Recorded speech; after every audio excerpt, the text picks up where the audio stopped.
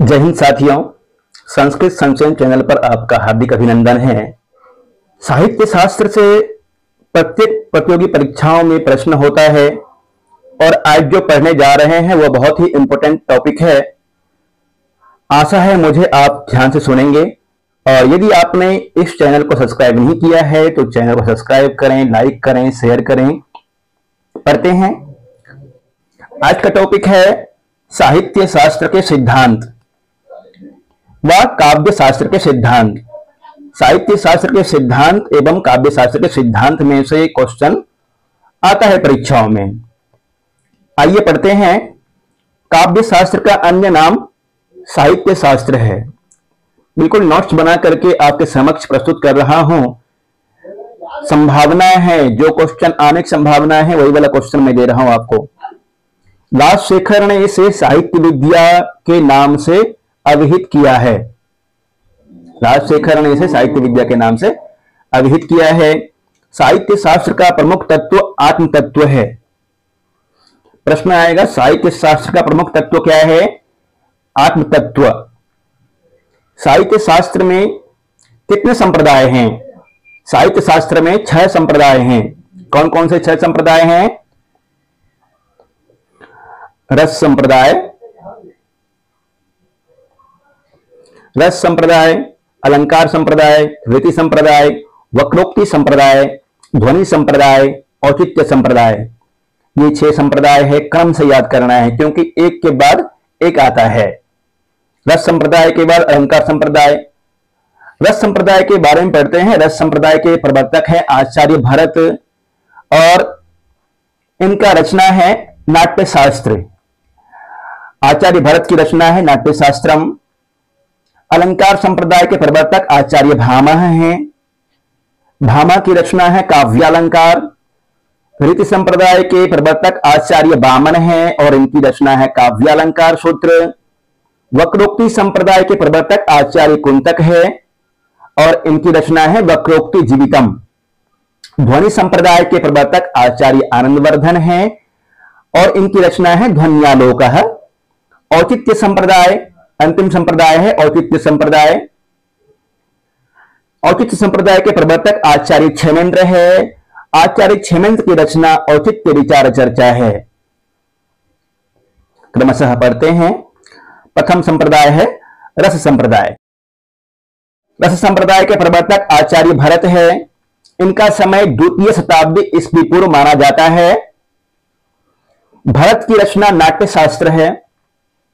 नाट्य शास्त्रम भरत की रचना है। नाट्य शास्त्र में 36 अध्याय एवं 6000 श्लोक है। इस कारण से नाट्य शास्त्र को षट सहस्री संहिता भी कहा जाता है। षट सहस्री संहिता कहा जाता है। किसको? नाट्य शास्त्र को षट सहस्री संहिता। यह प्रश्न आता है, ध्यान रखना है। नाट्य शास्त्र में कितने अध्याय हैं? ये प्रश्न आपको ध्यान रखना है। 36 अध्याय हैं, 6000 श्लोक है। इसी कारण से षट सहस्री संहिता कहा जाता है नाट्य शास्त्र को। भरत मुनि ने ऋग्वेद से पाठ लिया है, यजुर्वेद से अभिनय लिया है, सामवेद से गीत लिया है और अथर्ववेद से रस लिया है। इसके विषय में अगला वीडियो में अच्छी तरह से बताऊंगा। आचार्य भरत के अनुसार रस के बिना साहित्य रचना संभव नहीं है।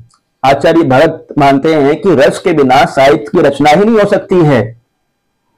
रस से क्या समझते हैं आप? श्रृंगार, हास्य, करुण, रौद्र, वीर, भयानक, अद्भुत इत्यादि। जो हृदय में उठता है, जो हृदय के हृदय में पनपता है, तभी वह किसी चीज का आनंद ले पाता है।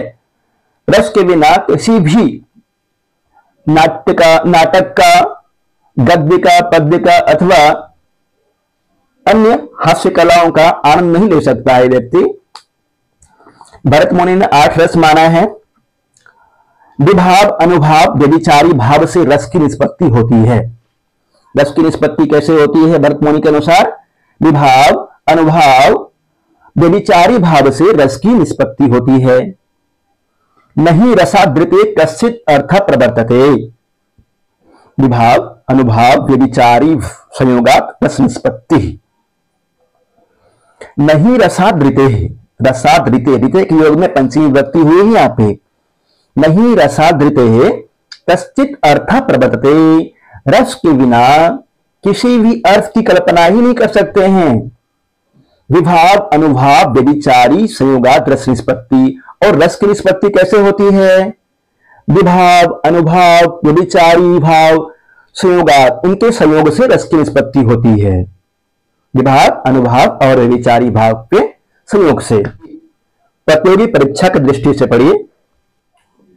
यह आचार्य भरत का रस सूत्र रस सिद्धांत का प्राण है। ये जो सूत्र है विभाव अनुभाव व्यभिचारी संयोगात रस निष्पत्ति, यह रस सिद्धांत का प्राण है।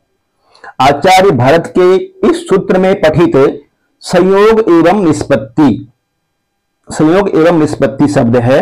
संयोग संयोगाद रस निष्पत्ति, यहां देखिए संयोगाद रस निष्पत्ति, संयोग एवं निष्पत्ति शब्दों की व्याख्या में मतभेद के कारण, मतभेद के परिणाम स्वरूप अनेक सिद्धांतों का जन्म हुआ। वे कौन कौन से सिद्धांत है? उत्पत्तिवाद, अनुमितिवाद, भुक्तिवाद और अभिव्यक्तिवाद।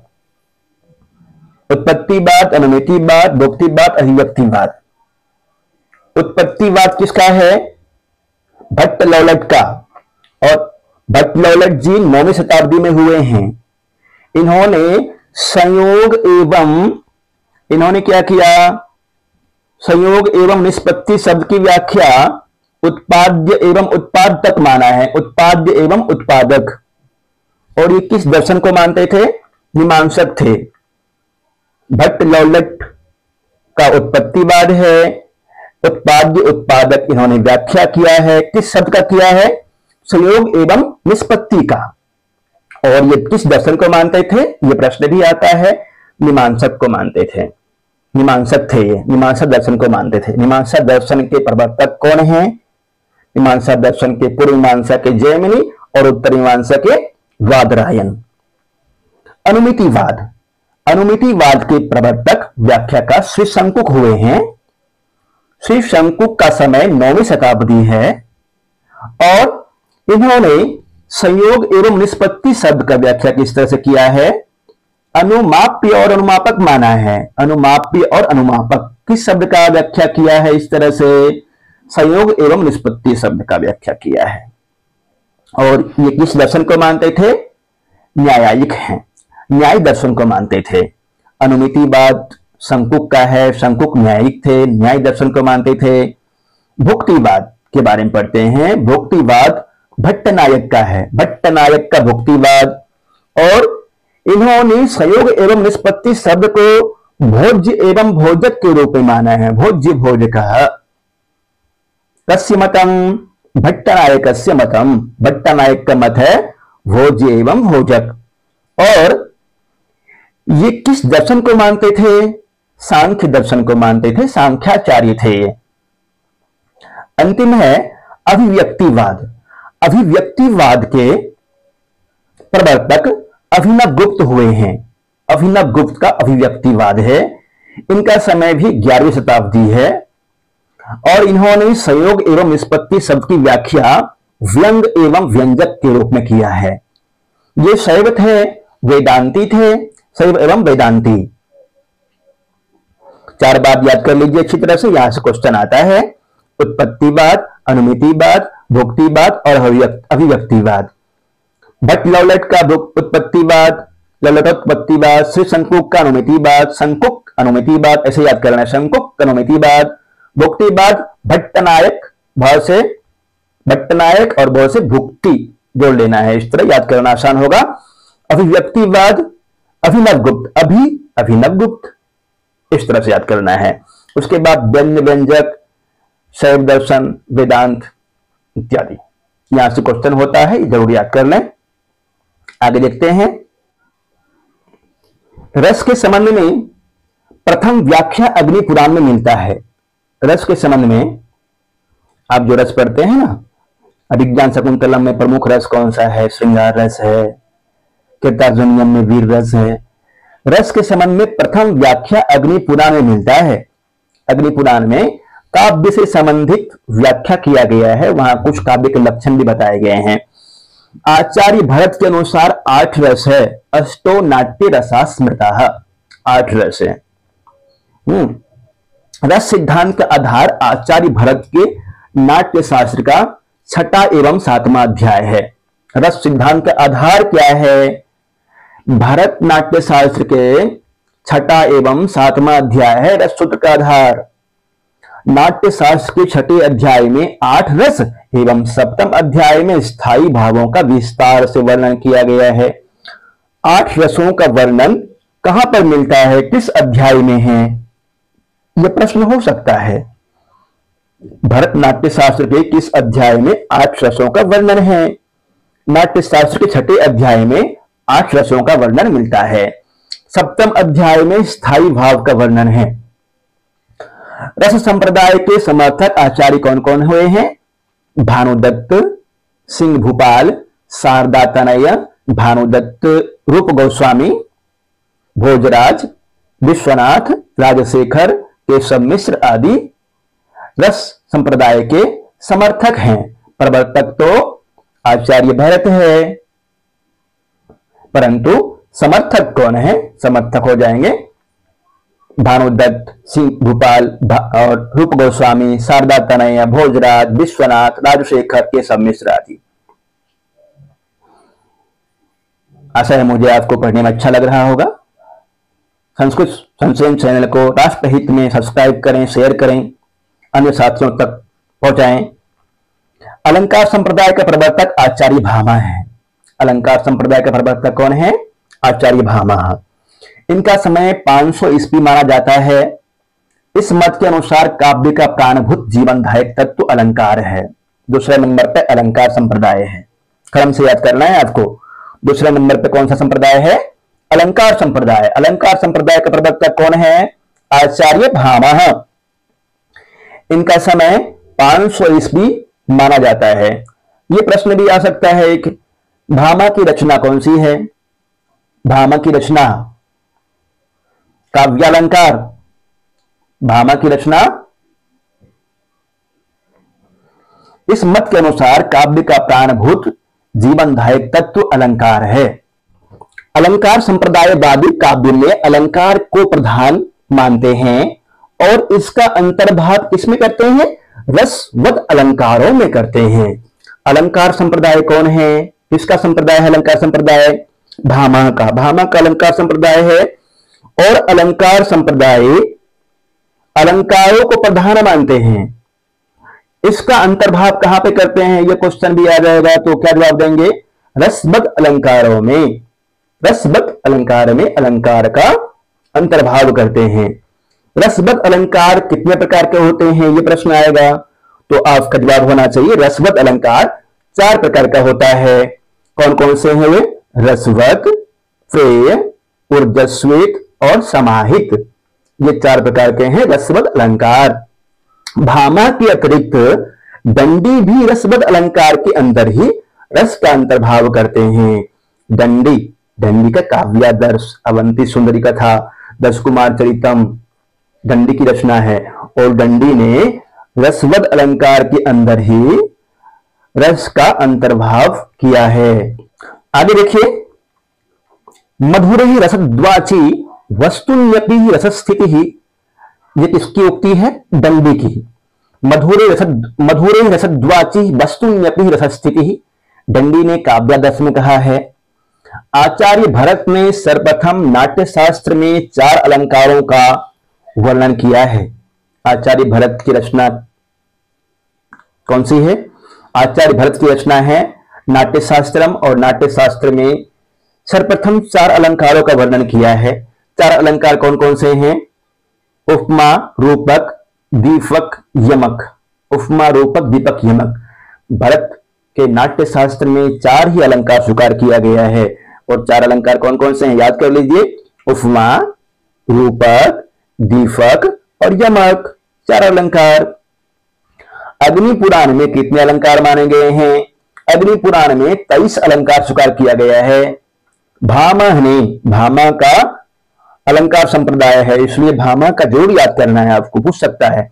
भामह ने 38 अर्थात 38 अलंकारों का वर्णन किया है। 38 अलंकारों का वर्णन किया है भामह ने। उद्भट के अनुसार 41 अलंकार है। रुद्रट के अनुसार 68 अलंकार है, 68 अलंकार। भोज के अनुसार 72 अलंकार है और मम्मट के अनुसार 6 शब्दालंकार एवं 61 अर्थालंकार, कुल मिलाकर के 78 अलंकार माना है। 78 अलंकार किसके मत में है? मम्मट के मत में 78 अलंकार। जी हाँ साथियों, आप बहुत ही अच्छा पढ़ रहे हैं, इसी तरह से ध्यान लगा के पढ़िए, आपको निश्चित सफलता मिलेगी। रुय्यक एवं विश्वनाथ के अनुसार 78 अलंकार है, 78 अलंकार। रुय्यक एवं विश्वनाथ, विश्वनाथ की रचना कौन सी है? साहित्य दर्पण, विश्वनाथ की रचना, और 78 अलंकार स्वीकार करता है वो। जयदेव ने चंद्रालोक में, जयदेव की रचना कौन सी है? चंद्रालोकः। कस्य रचना बदते? जयदेवस्य। जयदेव की रचना चंद्रालोक है और चंद्रालोक में 100 अलंकार माना है।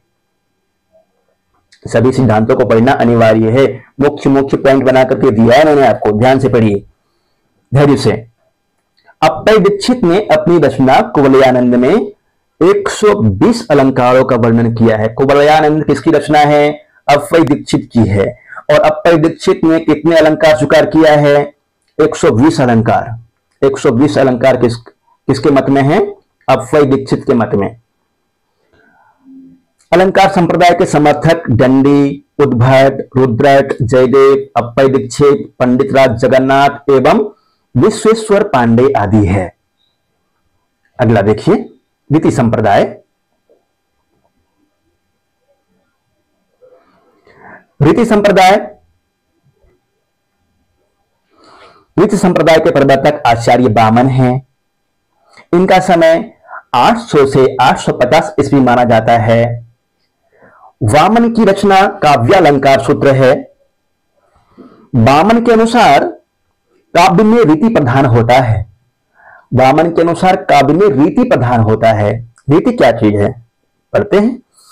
इस सिद्धांत में गुण एवं रीति का घनिष्ठ संबंध होने के कारण रीति संप्रदाय को गुण संप्रदाय के नाम से भी जाना जाता है। रीति संप्रदाय को गुण संप्रदाय के नाम से भी जाना जाता है। बहुत ही इंपॉर्टेंट पॉइंट है ये।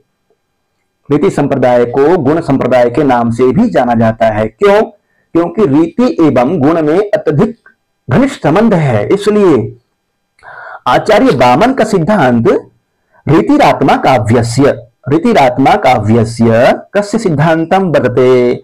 आचार्य वामनस्य। या फिर ये पूछ सकता है कि वामन के मत में, वामन के अनुसार काव्य की आत्मा क्या है? रीतिरात्मा काव्यस्य। रीति, वामन के अनुसार काव्य की आत्मा है रीति। रीतिरात्मा काव्यस्य कस्य मतम? वामनः, वामनस्य। इसको समझते हैं। विशिष्ट पद रचना रीति। रीति क्या चीज है? रीति विशिष्ट पद रचना रीति। विशिष्ट पद रचना रीति है। वाक्य में आए विशिष्ट पद की व्याख्या क्या होता है? विशेषो गुणात्मा है। विशेषो गुणात्मा। विशिष्ट क्या है? विशेषो गुणात्मा। वामन ने अलंकार की अपेक्षा गुण को अधिक महत्व दिया है। कहा गया है काव्य शोभा या कर्ता, काव्य शोभा या कर्तारो धर्म गुणा, काव्यालंकार सूत्र में। तद अतिशय हेतवस्तु अलंकार,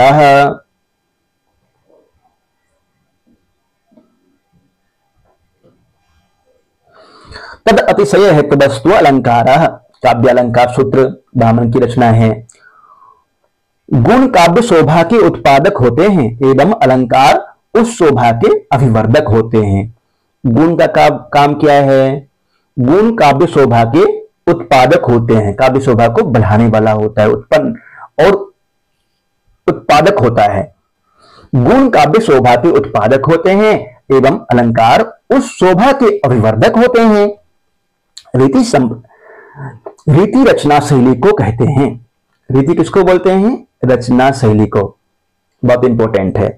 रीति क्या है? रीतिरात्मा काव्यस्य वामन कहता है रीति है क्या? आखिर रीति रचना शैली को कहते हैं। किस रचना शैली से निर्माण करते हैं? आपकी रीति क्या है, आपकी शैली क्या है, जिसके अंतर्गत रस, गुण, अलंकार आदि समाविष्ट है।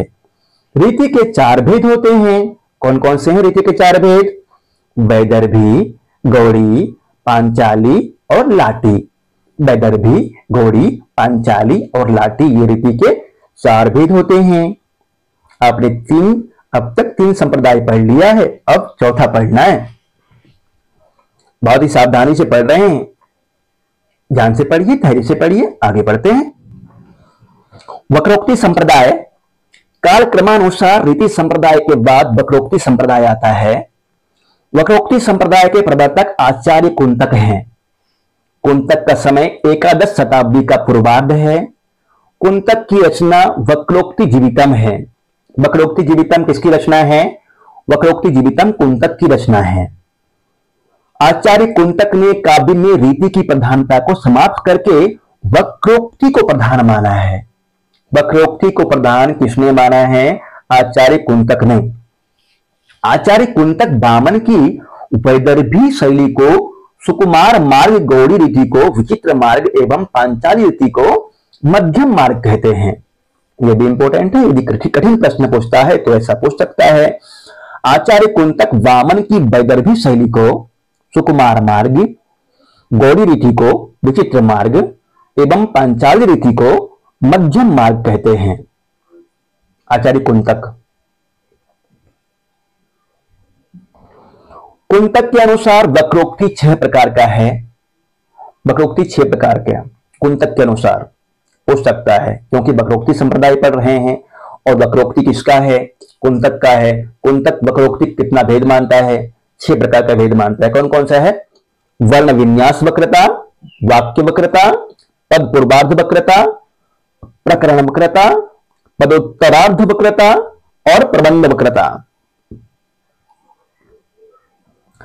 विविध विद्वानों, पीडीएफ चाहिए तो आप संस्कृत संचयन टेलीग्राम पे ज्वाइन कर लेंगे, वहां आपको पीडीएफ मिल जाएगा। विविध विद्वान वक्रोक्ति संप्रदाय को अलंकार संप्रदाय का ही एक शाखा मानते हैं।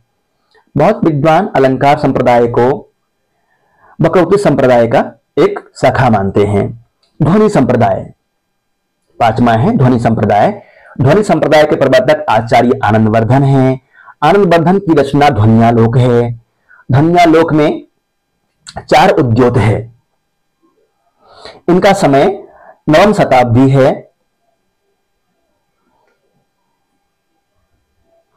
आनंदवर्धन के अनुसार काव्य की आत्मा ध्वनि है। काव्यस्य आत्मा ध्वनिर्रीति बुधेर्यः समाम्नात पूर्वः। सभी संप्रदायों में ध्वनि संप्रदाय को सबसे प्रबल माना गया है। आप जो संप्रदाय पढ़ रहे हैं 6 संप्रदाय, उन सभी में ध्वनि संप्रदाय को सबसे प्रबल माना गया है, सबसे शक्तिशाली माना गया है। ध्वनि संप्रदाय के विरोधी आचार्य है व्याकरण, वेदांती, मीमांसक, कुछ साहित्यिक भी हैं। आचार्य मम्मट ने विरोधियों का खंडन करके ध्वनि सिद्धांत की पुनः स्थापना की, इसलिए आचार्य मम्मट को ध्वनि प्रतिष्ठापक परमाचार्य कहा जाता है। ध्वनि स्थापक परमाचार्य कौन है? ये प्रश्न आता है कि ध्वनि प्रतिष्ठापक परमाचार्य का, तब मम्मट का नाम लीजिएगा। और ध्वनि सिद्धांत के प्रवर्तक कौन है? आनंदवर्धन है। आनंदवर्धन ने आत्मा का अर्थ तत्व किया है। आनंदवर्धन ने आत्मा का अर्थ तत्व किया है, एवं तत्व का अर्थ जिसके स्वरूप का कभी बोध ना हो उसे तत्व कहा है। काव्य का आत्मा प्रतीयमान एवं लावण्य ध्वन्यार्थ व्यंग्यार्थ कहलाता है। यही प्रतीयमान अर्थ ध्वन्यार्थ व्यंग्यार्थ है जो 3 तरह का, यही प्रतीयमान अर्थ ध्वन्यार्थ व्यंग्यार्थ है जो 3 तरह का होता है। कौन कौन से हैं? वस्तु अलंकार भेदेन त्रिधामतम, वस्तु अलंकार भेदेन त्रिधामतम, रसादि रूप, वस्तु रूप, अलंकार रूप। ध्वनि संप्रदाय के समर्थक आचार्य है रुय्यक, मम्मट, अभिनवगुप्त, पंडितराज जगन्नाथ। अंतिम है औचित्य संप्रदाय। औचित्य संप्रदाय के प्रवर्तक आचार्य क्षेमेंद्र है। औचित्य संप्रदाय के प्रवर्तक आचार्य क्षेमेंद्र है। क्षेमेंद्र की रचना औचित्य विचार चर्चा है। इनका समय एकादश शताब्दी का उत्तरार्ध माना जाता है। क्षेमेंद्र का समय एकादश शताब्दी का उत्तरार्ध माना जाता है।